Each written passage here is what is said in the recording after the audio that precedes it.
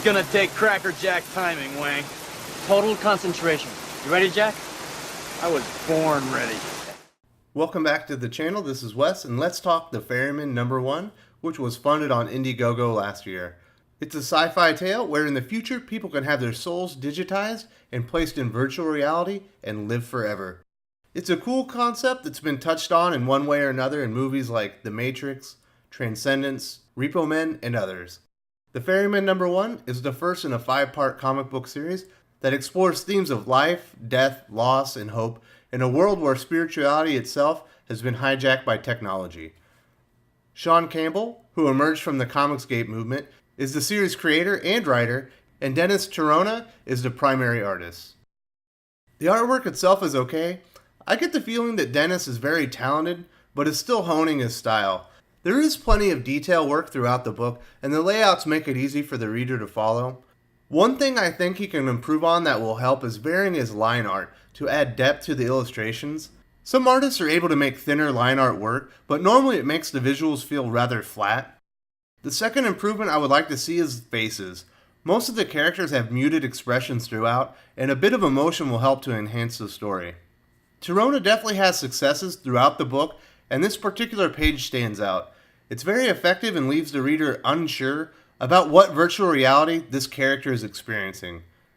The machine design looks to be inspired by The Matrix and has a great aesthetic. Dennis Tirona does fine work in the book, but has room to grow in the series, and I'll be very interested to see where he improves in issues 2 through 5.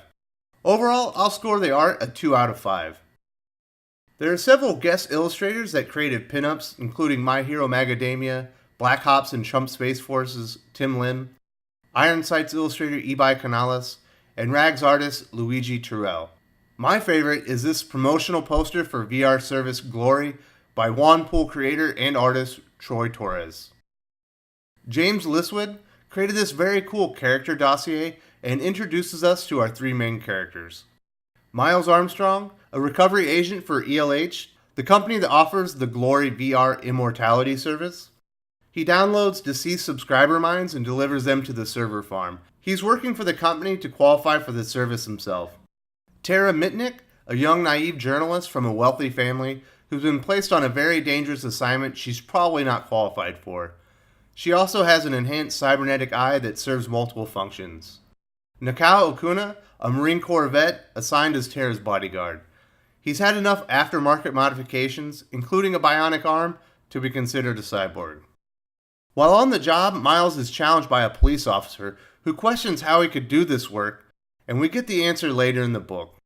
We learn that his brother and niece are deceased, and he visits them in the Glory afterlife and needs to gain tenure at ELH to qualify for the implant to join them himself.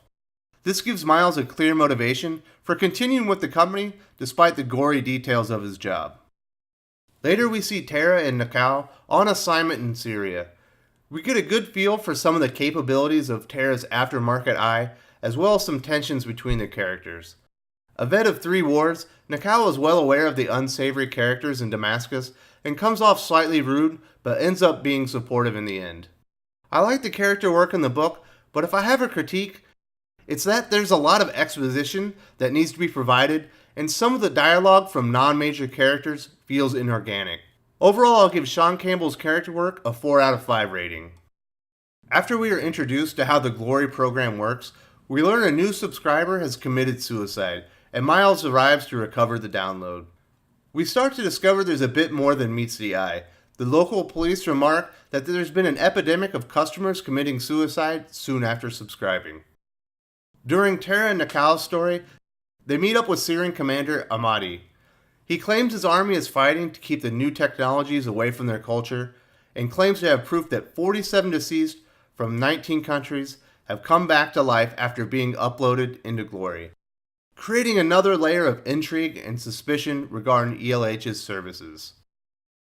Finally, we return to Miles as he's finishing up his day downloading subscribers for ELH. His last stop is unexpected, as it's the creator of Glory's program and his wife. Shockingly, the creator's head is also missing. We also learn that Miles is being targeted, although it's not completely clear if he's the actual target or a victim of circumstance. This is a layered story, and much more complex than I've laid out. There are plenty of twists and surprises, and as the opening chapter in the story, great questions left to be answered. I believe that Sean Campbell's plot is the real star of the book, and I'll give it a 4.5 out of 5 rating.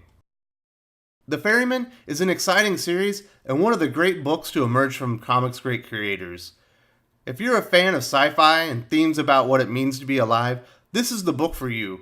Overall, I rate this book a 3.5 out of 5 and give it a strong recommendation.